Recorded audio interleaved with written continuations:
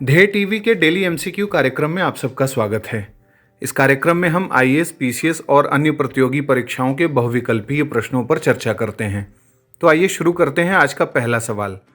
NDRF के संबंध में निम्नलिखित कथनों पर विचार कीजिए। पहला, इसे आपदा प्रबंधन अधिनियम यानी डिजास्टर मैनेजमेंट एक्ट 2007 के तहत गठित किया गया था। दूसरा, इसे 8 बटालियंस के साथ शुरू किया गया था और वर्तमान में इसमें 12 बटालियंस हैं, जिसमें से प्रत्येक में 1149 कर्मचारी हैं।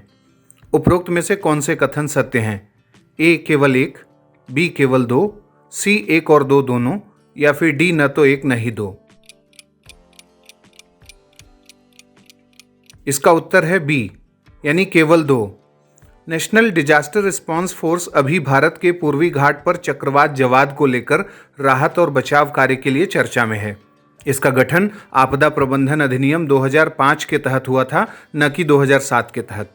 एनडीआरएफ ने देश और विदेश में आई विभिन्न आपदाओं में 4,70,000 से अधिक लोगों की जान बचाई है। एनडीआरएफ अब तक विभिन्न समुदाय क्षमता निर्माण कार्यक्रमों के तहत 40 लाख से ज्यादा लोगों को प्रशिक्षित भी कर चुका है। 2015 में चेन्नई में या वर्ष 2014 में असम, मेघालय और जम्मू कश्मीर में आई बाढ़ की समस्या हो या इमारतें ढहने और रेल दुर्घटनाएं होने जैसा कोई संकट हो, एनडीआरएफ सदैव लोगों के जीवन की रक्षा करने के लिए जमीन पर सबसे जाबाज बल के रूप में सेवा करता रहा है। एक और महत्वपूर्ण बात है कि एनडीआरएफ में 4 और नए बटालियंस बनाने की बात हुई है और इसको मंजूरी दी गई है। तो जब ये बन जाएगा तो अब 16 ऐसे हमारे बटालियंस हो जाएंगे। अब बात करते हैं दूसरे सवाल की। चीन श्रीलंका संबंधों के बारे में निम्नलिखित कथनों पर विचार करें। पहला, श्रीलंका ने हाल ही में कोलंबो बंदरगाह पर ईस्ट कंटेनर डिपो के निर्माण का ठेका चीन की कंपनी को दिया है। दूसरा, ईस्ट कंटेनर टर्मिनल का कॉन्ट्रैक्ट पहले भारत और जापान को दिया गया था।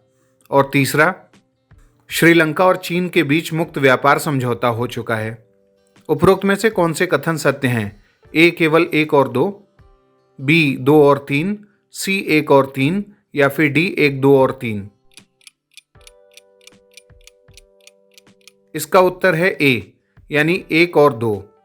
चीन श्रीलंका संबंधों में भारत के हितों के संबंध में चीन ने दबाव में आते हुए हाल ही में एक प्रोजेक्ट को रद्द कर दिया है। तमिलनाडु के निकट स्थित श्रीलंकाई क्षेत्र में चीन की ओर से बनाए जाने वाले सोलर पावर प्लांट का काम रोक दिया गया है।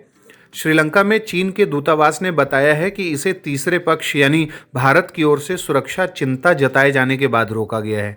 भारत के भारी विरोध के बाद चीन ने श्रीलंका में हाइब्रिड एनर्जी सिस्टम परियोजना के निर्माण को रोका है। इन हाइब्रिड एनर्जी सिस्टम को 3 उत्तरी द्वीपों पर बनाया जाना था, जो भारत के बेहद करीब थे। भारत ने श्रीलंका से चीन को सोलर पावर प्लांट बनाए जाने का ठेका दिए जाने पर विरोध दर्ज कराया था और श्रीलंका का चीन के साथ मुक्त व्यापार समझौता अभी तक नहीं हुआ है। श्रीलंका का केवल 3 देशों के साथ मुक्त व्यापार समझौता है, जिसमें भारत भी शामिल है। अब बात करते हैं तीसरे सवाल की।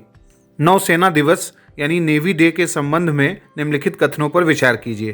पहला, 4 दिसंबर 1971 की तिथि को भारतीय नौसेना ने पाकिस्तान के कराची नौसैनिक अड्डे पर हमला कर उसे तबाह कर दिया था।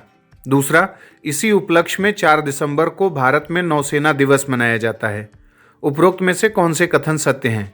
ए केवल एक, बी केवल दो, सी 1 और 2 दोनों, या फिर डी न तो एक न ही दो। इसका उत्तर है सी। 4 दिसंबर को मनाया जा रहा नौसेना दिवस केवल एक ऐतिहासिक घटना की सालगिरह ही नहीं है, बल्कि भारतीय नौसेना को सही परिप्रेक्ष्य में देखने का भी दिन है। भारत में नौसेना दिवस हर साल 4 दिसंबर को मनाने के पीछे नौसेना की खास उपलब्धि है। 1971 में जब बांग्लादेश की मुक्ति के लिए भारत और पाकिस्तान के बीच जंग छिड़ी थी, उस युद्ध के घटनाक्रम में 4 दिसंबर की तारीख को भारतीय नौसेना ने पाकिस्तान के कराची नौसैनिक अड्डे पर हमला कर उसे तबाह कर दिया था और इसकी सफलता की याद में इसी दिन को मनाया जाता है। 4 दिसंबर को भारतीय नौसेना दिवस को ऑपरेशन ट्राइडेंट की सफलता की याद में मनाया जाता है, जिसके तहत ही भारतीय नौसेना ने कराची बंदरगाह को नष्ट किया था और इस दिन भारतीय नौसेना पाकिस्तान के 4 जहाज़ों को डुबो दिया था, जिसमें उसका प्रमुख जहाज पीएनएस खैबर भी शामिल था। अब बात करते हैं चौथे सवाल की। निम्नलिखित कथनों पर विचार करें। पहला, कोयला खान और संसदीय कार्य मंत्रालय द्वारा हाल ही में खनिज अन्वेषण के लिए एक प्रत्यायन योजना यानी एक्रीडिटेशन स्कीम के ई पोर्टल का उद्घाटन किया गया है। दूसरा, वर्ष 2016 में खान और खनिजों पर पहला राष्ट्रीय सम्मेलन रायपुर में आयोजित किया गया था। उपरोक्त में से कौन से कथन सत्य हैं? ए केवल एक, बी केवल दो, सी एक और दो दोनों, या फिर डी न तो एक न ही दो। इसका उत्तर है सी, यानी दोनों कथन सत्य हैं।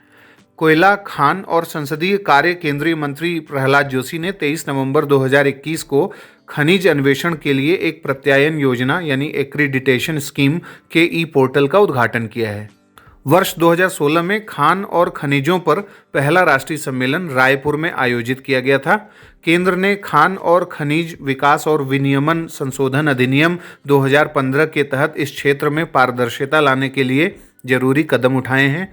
भारत में इस पोर्टल के शुभारंभ से खनन ब्लॉकों की खोज के लिए आवेदन प्रक्रिया को सरल बनाने में मदद मिलेगी। यह पोर्टल कोयले की नीलामी के दौरान पारदर्शिता सुनिश्चित करने में भी मदद करेगा और पूरे देश के लिए काम करने के लिए यह ई पोर्टल अपने डिजिटल प्लेटफॉर्म पर सभी शेयर होल्डर्स हितधारकों को एक साथ लाएगा। अब बात करते हैं आज के 5वें और अंतिम सवाल की।